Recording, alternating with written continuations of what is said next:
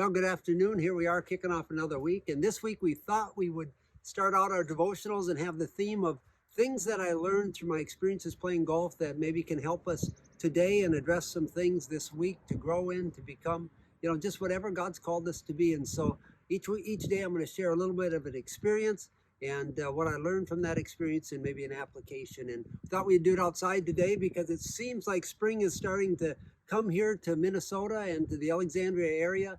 And so it gives us a little itch to play some golf. It looks like there will be golf coming this year.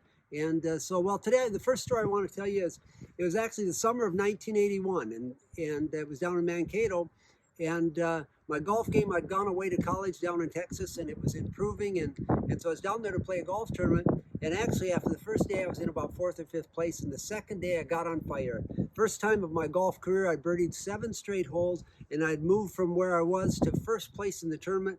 And I got on the 16th hole, and I got up and I was addressing my shot. It was a par 3, short par 3, maybe about 140, 150 yards. And I got over the ball, and of course, you get nervous when you're playing golf, and you get nervous when you start leading and that type. So I'm starting to have all these things go through my mind, and I'm over the ball, and I froze. It's like a frozen spot, and then your mind gets even more, and your nerves get more, and it's like I could not get the club back. And then the more you think about it, the more nervous you get. But it's like, hey, everybody's watching, and time kind of gets compressed. And so finally, you say, hey, I got to just hit this shot, and I didn't hit a very good shot. Ended up bogeying the hole, bogeyed another hole, finished in second place. And so after the round, one of the guys playing with me, who was a little bit older and more experienced, he said, I watched you and you froze. I said, I froze. I didn't know what to do. And he said, here's one of the most important things to do if you're going to keep getting better is you have to develop a routine that you go to when the pressure's on. And I thought that's a great idea. So from that moment until this, even when I play golf now, I have a very similar routine. I decide where I want the ball to go. I get over the ball, move that club around a little bit to get that nervous energy out, and then I get my head down and I look up once, I look up twice, I look up the third time. By then I'm ready to swing it. And so I learned the importance of a routine when pressure's on, when nerves are on, and that also applies to our own lives.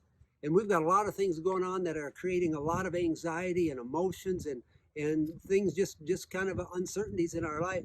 And so 3 things that I do every day virtually, and especially when things in my life are happening different than I want them to happen, or I'm feeling pressure.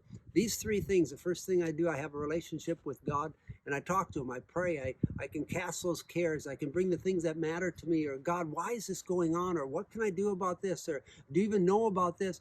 And through prayer, I'm able to relate with him, release those things, and then each day I'm in the Word of God. I find out, what does God say? What's maybe some scriptures that can encourage me, challenge me, correct, adjust, because sometimes I'm part of the problem and I need an adjustment.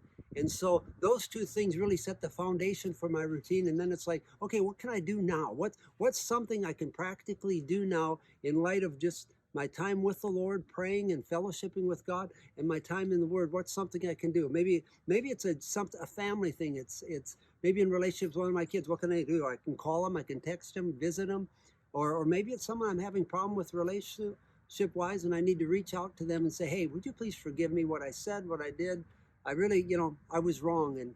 Or maybe it's just, I need to grow in some areas, or maybe I'm holding on tight to something, and maybe just an act of generosity, an act of service, something that acts on both my time with the Lord, my time in the Word. So I want to encourage you.